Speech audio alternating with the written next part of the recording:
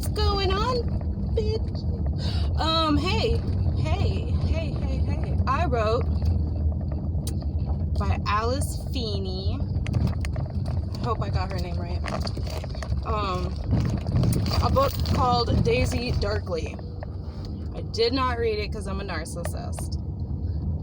It's just... It was alright. It was pretty cool. It wasn't my super jammy gems, but it was pretty cool. So, it's got some mixed reviews. Apparently, according to the author's note at the end of the book, it's her favorite book out of everything she's written. And that might explain why it was so hard to read. Kind of like comedians' comedy. Like, when it's comedy for comedians, it doesn't read as very funny. Like Patrice O'Neal comedy. It's not slap your knee, shock and laughter type of funny. It's esoteric type of like feeding your own self the words that you're feeding other people, but you're feeding yourself first. I don't know. It's something like that. But it's not any less profound and decent, whatever. In fact, a lot of times, like Patrice O'Neal, it actually is even more wholesome and, well, not wholesome, geez, that guy was a wreck. No, but it's like better, you know, it's like more profound. It's more filling. It lasts through the ages in a way that other stuff for the crowd pleasers, like Bill Burr's old stuff was great. Still love them. But it's got an age to it and you can tell. Whereas Patrice O'Neal, that shit is going to be true till the rest of the freaking human race dies out. I don't know. Anyway, so, Daisy Darkly. The first lines of the book are also the last lines of the book. And there's a lot of little things like that in this book, where it's like a bunch of like the authors nod to other authors or the authors nod to themselves or whatever. So the first line is, I was born with a broken heart. And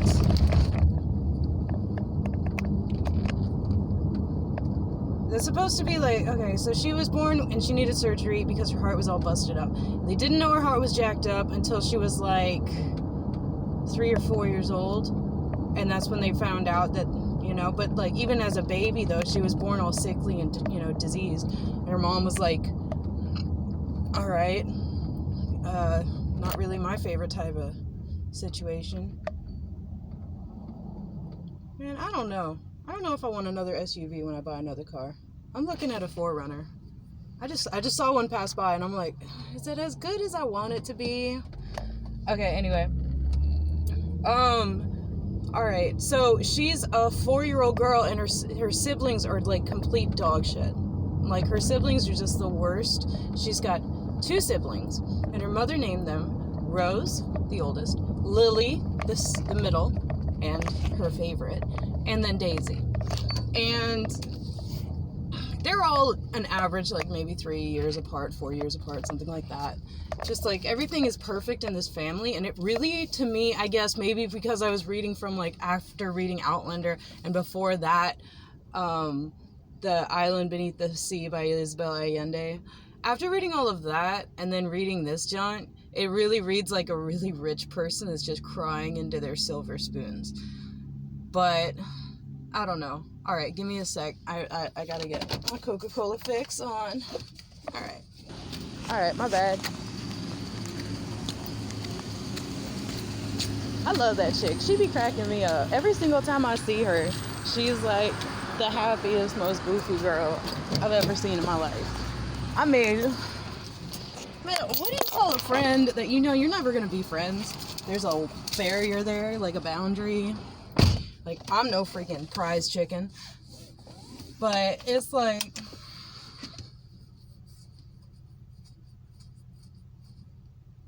I don't know. I gotta think about it. Anyway, okay, alright. I'm gonna stop being a bad person, review person, whatever. I'm like, get it with your blue hair. I haven't seen that hair. Okay. So, the scene is set at her Nana's. They call her Grandma Nana. Oh, they're English. They're super English and super posh, by the way. So, there's that.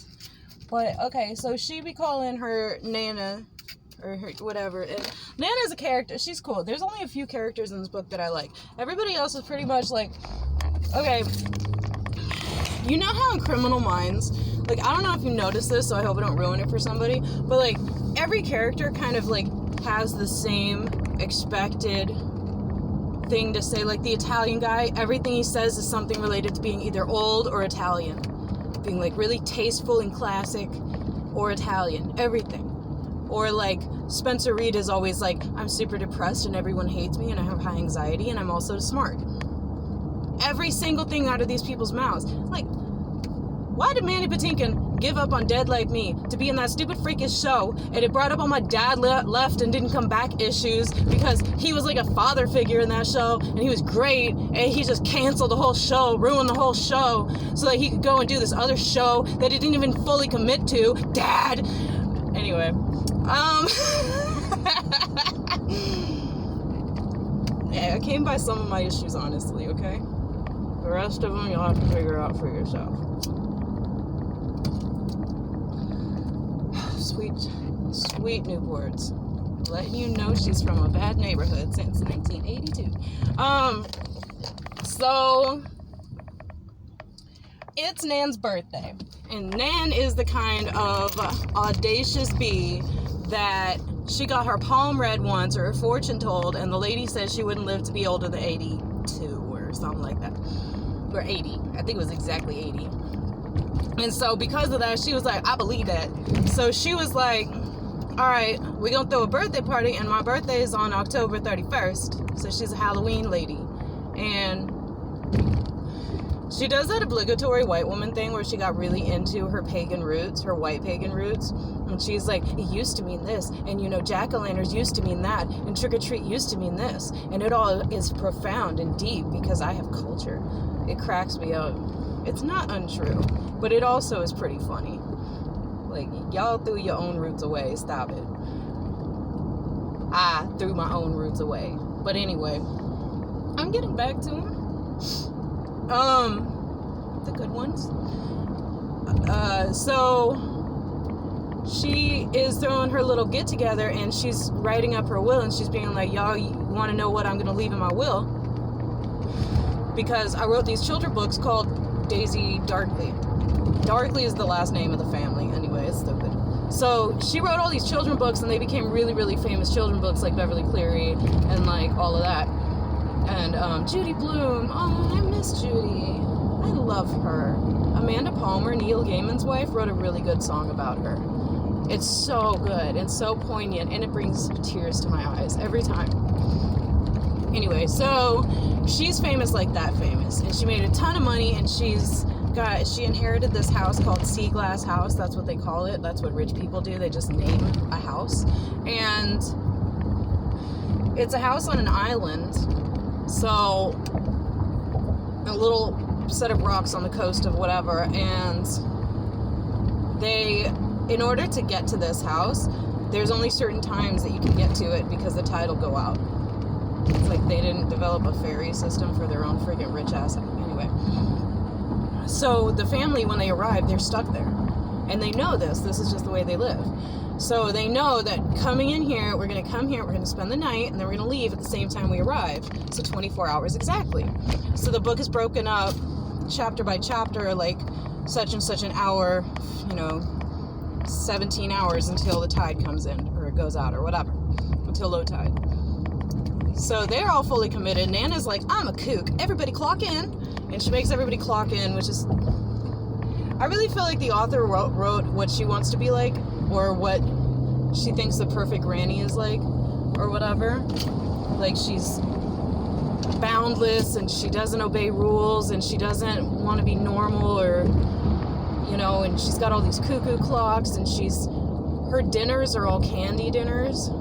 She's really, like, none of these characters are realistic in any conceivable way. But, anyway, so, Daisy and Trixie are the first to arrive, I think. It doesn't matter. And she makes him clock in. And then after that, the rest of the family starts trailing in. So the mom and dad are divorced. And I'm just going to call them mom and dad because I don't care. I think the mom's name is Nancy. They call her Nancy. They don't call her mom. It's weird. And it kind of is like explaining who's who and like what their personality is like. So mom comes in and, you know, or dad comes in first or something. It doesn't matter. And somebody's early because it's pointful for them to be early and show that they're respectful. And somebody comes in late because they're dramatic and they have to make an entrance. It's so exhausting. It's like, I'm so rich and I'm sad. Rose is the older daughter, and she runs a veterinary clinic. Lily is a stay-at-home single mom. Everybody's favorite. She's on, you know, welfare and whatever, and mooching off of the family, and she's just a pretty tragic, terrible person, as a general rule. She's not even nice to her daughter, who's Trixie. And the dad was a conductor for an orchestra and didn't make a lot of money, but apparently, like, dude, if you can be a conductor and and be able to make your work pay for your travels, you're successful. Like, holy moly. But he was always away from the family because it wasn't because he couldn't do other work. It was just he didn't feel fulfilled and he needed to feed his own ego and abandon his family. I got a grandpa that did something similar, but he left a legacy. This guy left nothing. He didn't do anything for anybody. And then his divorced wife, the mom, Nancy, was a failed or somewhat failed actress that swindled him into marrying her, a la getting pregnant when she was in college, and subsequently very quickly forgot that she did that and blamed her kids for her not being successful as an actress. So she's pretty trash too. Rose runs a veterinary clinic that she just poured herself into her vet practice and takes care of animals all the time and has no love life. Which is like, that sounds perfect. She sounds completely awesome. I see nothing wrong. Why is that a criticism on her character? Anyway. And then, last is Daisy. She volunteers at an old people's home. And she just, you know, spends time with old people and makes their lives feel less dreary because they're all dying and whatever. So they all get there and everybody's exactly like I described in Criminal Minds, where everybody's, okay, here's the part where it sounds like my car's gonna die. It's not. It's the road. I'm not even riding off the road. It sounds like I'm being irresponsible. I'm not. Not right now, anyway. They're all bickering and bitchy at each other and passive-aggressive and little snide comments. And Nana's doing her best to just keep on having a good time. And, you know, it's just exhausting. It's not even worth talking about. It's just petty squabbles, like the mom and dad, like, you know, the mom making snide comments about abandoning your family and the dad being like, oh, well, you couldn't manage your life without me in the first place and you never have since, and you look at how you raised your daughters, they're all shit. And it's just like, whoa. I guess. So everybody's just there for the will, except for Daisy and Trixie, apparently. They're the only ones that are there because they actually like Nana. They visit her frequently, nobody else does. Which, if your kids don't visit you, take some time for self-reflection. If 2 out of 6 people, did I do the math right? I don't care. 2 out of 6 visit you, and that's your legacy and your own son doesn't, maybe you did something wrong and you can stop blaming other people for their relationships tragically failing you. I don't know. And here's another criticism I have of the book while I'm at it.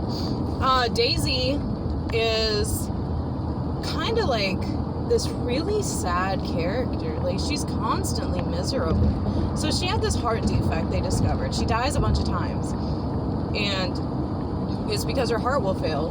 And she does it, like, manipulatively sometimes. Like, she tricked everyone into thinking that she almost died when her dad announced the news of his engagement to her future stepmom. And then it was like, she was like, I don't like this anymore. We loved her, and now she's replacing mom, so we hate her. So I'm going to ruin this entire relationship, pretend to die.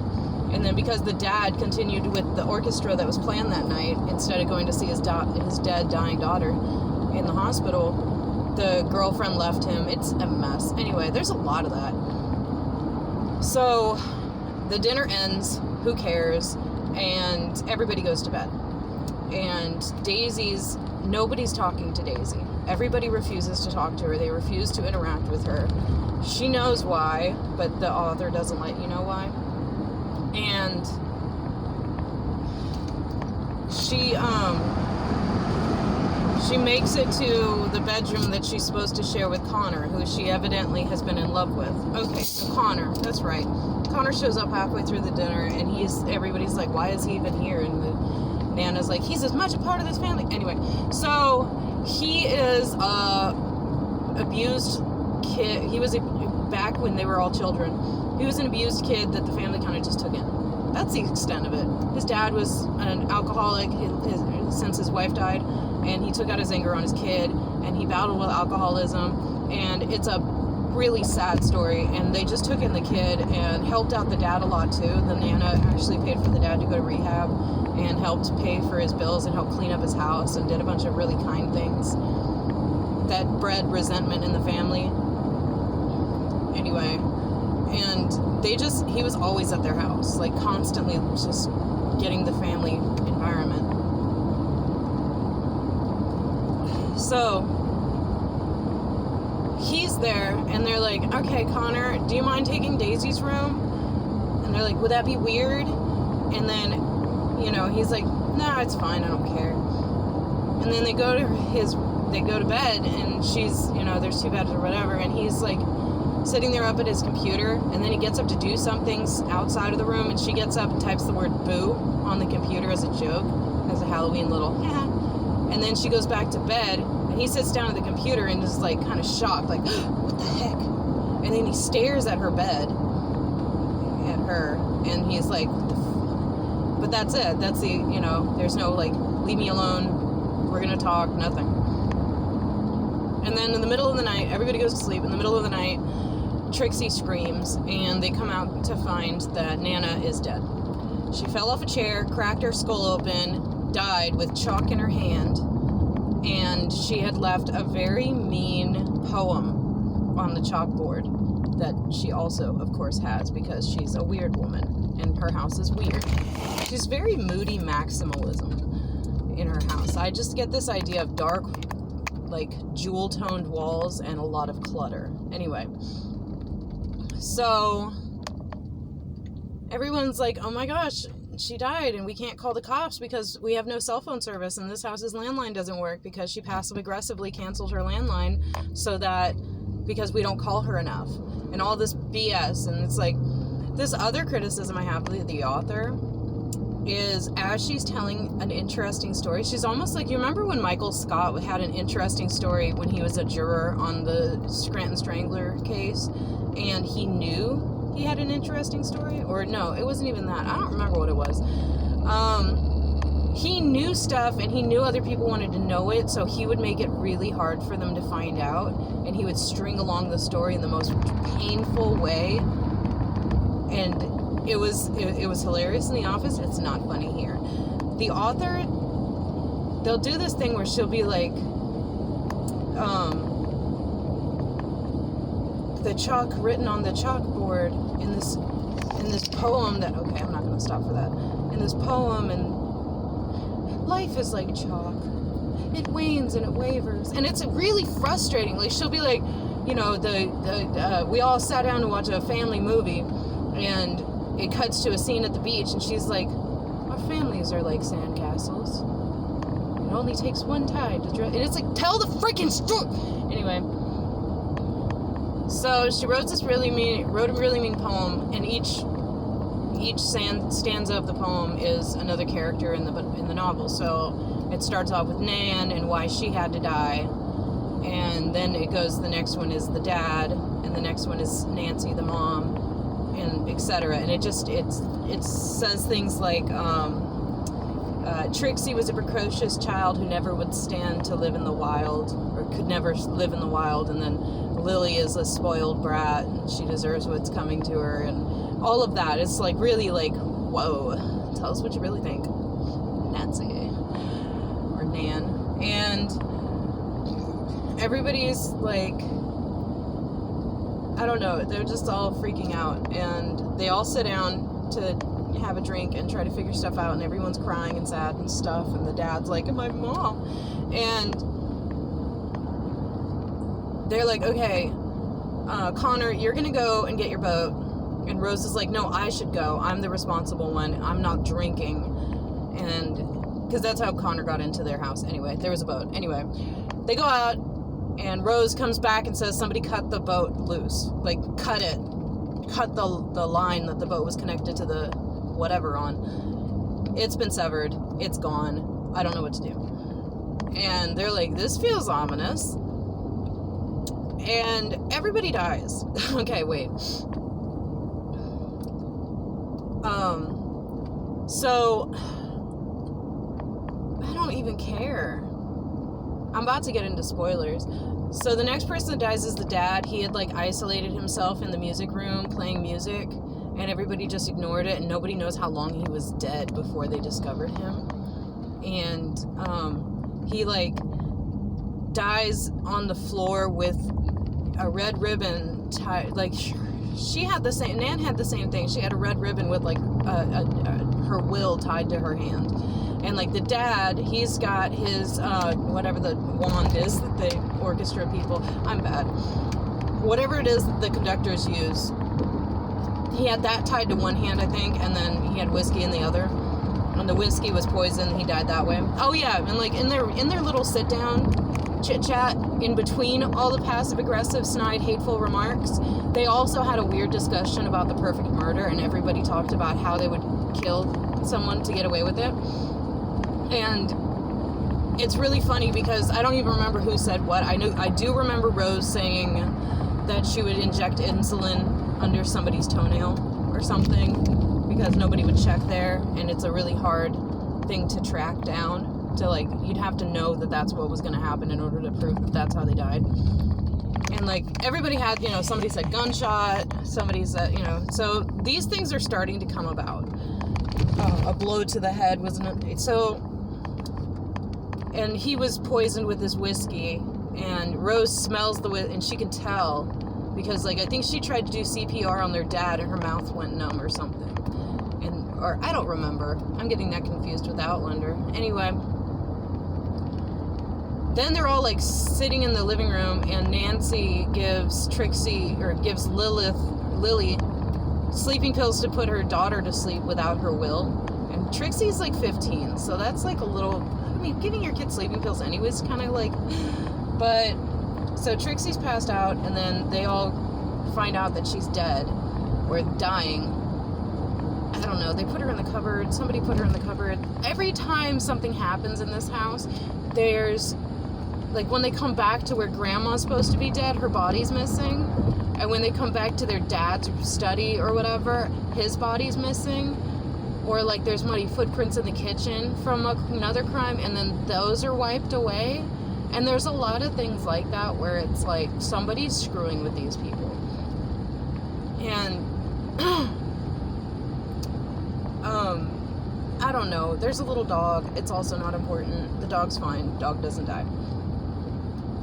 Okay, so I'm gonna skip ahead because I'm kind of waylaid with so there's also these home movies with Scrabble letters glued to the covers of the movies saying like, play me, see me, stuff like that, notice me.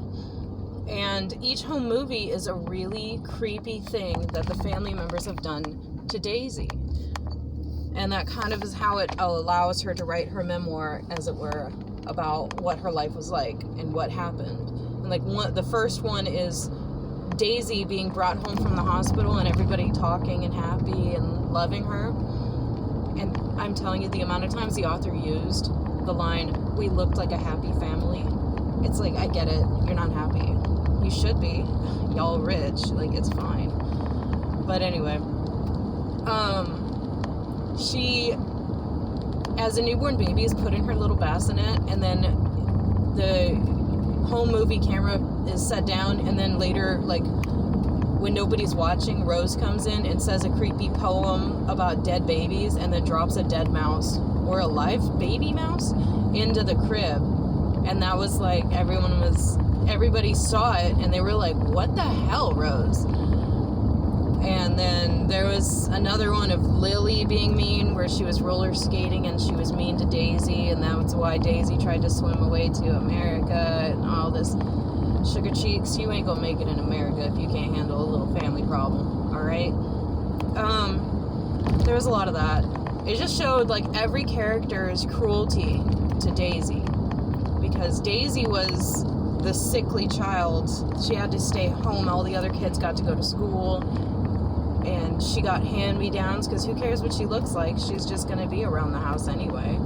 And all the other two girls got, like, nice dresses and stuff, and they got to date and all this, that, and the third. And Rose got to start dating Connor, and that crushed Daisy's heart, and it was a bunch of stuff. So throughout this entire thing, and every time somebody dies, there's a poem at the end of the chapter explaining who that person is and kind of why they were a crappy person. Which I know some people like the poems. I just read it as bad poetry. Maybe it was the audiobook I was listening to and they just didn't do a good job, but it was rough. So now we're barricaded in one of the rooms that Nancy did, like her little study where she does her writing and stuff and painting. So the only people left alive at this moment are Connor, Rose, Daisy, and Trixie, and they're all in this room together, and they're all looking at each other sus, like, which one of you is fucking with me? And Connor goes out because they hear somebody upstairs walking around, and Connor goes upstairs, and then he falls down the stairs and dies, breaks his neck. Somebody pushed him. And then Rose is out there, and she's like, I can see you breathing. And then somebody shoots her with the gun that Rose brought, because she's a vet. And it's an important thing to have if you're dealing with frantic and dangerous animals in the field. And so now Rose dies, which again, like, she didn't do anything wrong. She wasn't the best sister, but who cares? Which one of us was? Okay. Anyway, and now it's just Daisy and Trixie. Trixie gets up and she's just like done with the fake crying, done with everything. And she goes, by the way, spoiler alert, I'm sorry. Trixie did it. So Trixie goes upstairs and she starts fixing her face and changing her clothes and getting herself ready to go because it's the hour that the tide is going out. And Daisy is like, what the heck, man? Like, seriously? You? Are you okay? Do you know what you did? Like, she's like really, really confused. And Trixie's like, oh, you've forgotten again, haven't you? You always forget. Okay. You're dead. Yeah, that was a fun little twist number 2. Twist number 3 is Grandma's not dead. She's like, you're dead. You died when you were 13. And then it's like, it was fun because I'm dumb. Like, I'm really dumb. Everybody else saw it coming, apparently. I didn't see it coming. So it was fun because it makes you rethink everything in the book. Like how nobody ever talks to her or acknowledges her since whatever happened that night that she had done. And what she had done was die. And that's why nobody acknowledges her presence. And why she dresses in little kid clothes. Like, she just didn't feel the need to evolve, or is it because she's wearing what she wore the night she died? Stuff like that. And why she works in the old people's home, because old people, when they're about to die, they can see her and interact with her. And Trixie can interact with her because Trixie has the same heart defect that she has. So because she's seen death and whatever, she can, whatever, who cares? There were so many funny scenes that weren't supposed to be funny. So Trixie's like, all right, you died because you wanted to go out with your sisters and on Halloween, and you weren't allowed to because you were still 13, and you went out anyway. And then it cuts to her version of the story, and she's like, she put herself in the trunk of their car without their consent or knowledge, and just tags along with them. And then when they get there, she has to scream to get them to let her out. And then they go out and do grown girl stuff and get drunk and have fun and make out, and Lily steals Connor away and has sex with him, which that explains, and it makes me mad that nobody put 2 and 2 together. Like, everybody acted shocked that Trixie was Connor's daughter, that was the father. But, like, wouldn't you all have known that pretty immediately? Like, I know Connor would have had to know, and thus Rose would have had to know because of what happened. So they're banging on the beach, sandy, and that's nasty. You're gonna get a yeast infection. You're never gonna finish the Oregon Trail. Anyway, you're gonna die of dysentery. So Daisy walks up on them because she was getting groped by like a 20-year-old, and she was like, you know what, I'm good. Anyway, so she walks up on, nothing happens to that kid. Anyway, she walks up on them, and she sees them do it, and then she's like, oh, I should leave. And then she gets up to leave and scares the crap out of them, and then goes running up and finds Rose, and she's like, I didn't see anything. And then Rose is like, what didn't you see? And then she's like, them banging. Didn't see that. Didn't happen. And so everybody's fighting, and then Rose and Lily start turning on her, because Rose is like, you always had a problem with me. I know you're the one that cut up my dress that I got for my birthday that one year.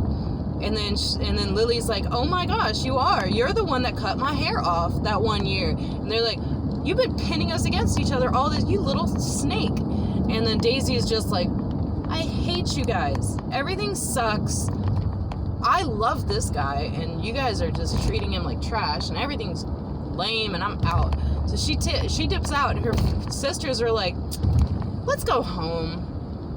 Let's just leave our 13-year-old sister away from a home that we can get to that she can't, and she double can't because of Tide. And, like, you know, I don't know, it's Halloween. Like, we all be careful on Halloween. Like, you don't know what kind of crazy is going on out there. Not because of the devil, but because people be out there without supervision for the first time in their little lives, and you don't know what they're doing. It's like, you just watch your steps, you watch your toes, we come together, leave together type of stuff. These kids could have learned some lessons from the hood. Anyway, so they dip out, and on the way back, they slam into Daisy. Sorry, yeah, it was supposed to be a lot sadder than it was. They think they kill her, whatever. And then they have this whole, like, I know what you did last summer argument, where Connor's like, I don't even have my driver's license. I'm gonna go to jail. I was gonna do absolutely nothing with my life because I'm a hometown boy with no funds and no future, and my girlfriend's leaving me to go to college, but still, what little I don't have is valuable enough for us to consider doing some heinous crap to a corpse because I don't want to go to jail. And then he turns it on them. He's like, you little bitches was mean to her all your lives. You were bullying her right before she ran off. You're the reason this happened too. It's like so much, like, the author didn't even try to make you empathize with any of these characters. So he's like, look, here's what we're going to do. We're going to yeet her off of this cliff, and we're going to not say nothing to nobody, hey? And they do, and as they do, she wasn't dead yet, and her adrenaline pulsed her eyes back to awakeness as they flung her, and they realized that she was alive when they threw her, and, y'all, that would have been a note for me. I'd be like, you know what, it's time for me to go off that cliff too, because I'm not salvageable whatsoever. Alright, so that all happens. She gets her little recollection, and now she's like looking at Trixie like, damn, that ain't fair. What's really even more crappy is, like, a couple days before she died, her mother took her to the hospital and to get news from a doctor that ran some, and they found that there's like a life, almost like a life-changing cure type of surgery that they could do to give her an extra like 10 to 15 years of her life. Because she's 13, they thought she was going to die in a couple years. The doctor's like, actually, she can live to be almost 30 if we do this. And you would think the mom would sign the thing and be like, let's do it. But she didn't. I don't know. Everybody sucks. So now she goes downstairs with Trixie, and her grandma's sitting there awake, alive. And she's like, no, I just totally got this from, like, you know, the costume shop. It made me look dead. It's awesome. Like, you know, and I do meditation to help me with my breathing because I'm a white woman, and that's, like, our jam now. And Trixie has to translate for Daisy. Why do I keep wanting to call Daisy Pam? Anyway, maybe because I was talking about The Office so much. But, Nana is, she breaks down everything, why she killed everybody, why everybody deserved to, even Connor, like, you loved him, what? And, I mean, Rose did freaking nothing, and that's kind of what Daisy says. She's like, what about Rose? Like, I liked her, I liked all of my family, but I liked her. She was like, no, she deserved to die too. When you get older, you start to think of your legacy more than you think of your family. And honestly, my family is not a legacy I wanted to leave behind. Cold-hearted. Lit. So, she's like, I don't know. She's like, all right, well, oh, wow, Daisy, I can see you now. And then that's when you find out that she's poisoned herself. And it's pretty cool, I guess. Grandma dies. And Trixie is like, all right, I'm going to go out for a little walk-a-doo. I'll be back, Daisy. I'll see you soon. And then she dips out with the dog to take it for a walk. And Daisy comes, like, trying to run through the front door, and she can't get through the front door because she's a ghost. And that's when you start to play back in your head all the stuff. And, like, and that's one thing that Nana said is, like, she's like, you know what, Daisy, I really want you to write your story. You clearly can type on a computer, so, like, write your novel. Since, you know, I think that's what's going to release your soul. I was hoping killing all these people would do it, but, you know, it's fine. This might work, too. And so, the end of the novel is her writing the first line of her book, which is the book we read. Okay, so that was that. I mean, got me through the day. I don't really know what to tell you guys about that. I know this author is supposedly really, really good. And I'm supposed to really like her. But I've never read anything from her. So this really made me not want to. But I'm not going to do that. I'm going to give it another try and read another book by her. But I don't know which one. Alright, it's time for me to sign some documents and sell my house. I really don't want to, because somebody I don't like is going to make a lot of money doing this. But not as much money as he thinks he deserves. So I'm just going to have to make that. Do you want to be right or do you want to be happy? I want to be money. That's what I want. So that's what I'm going to do. All right, y'all. Have a good one. Bye.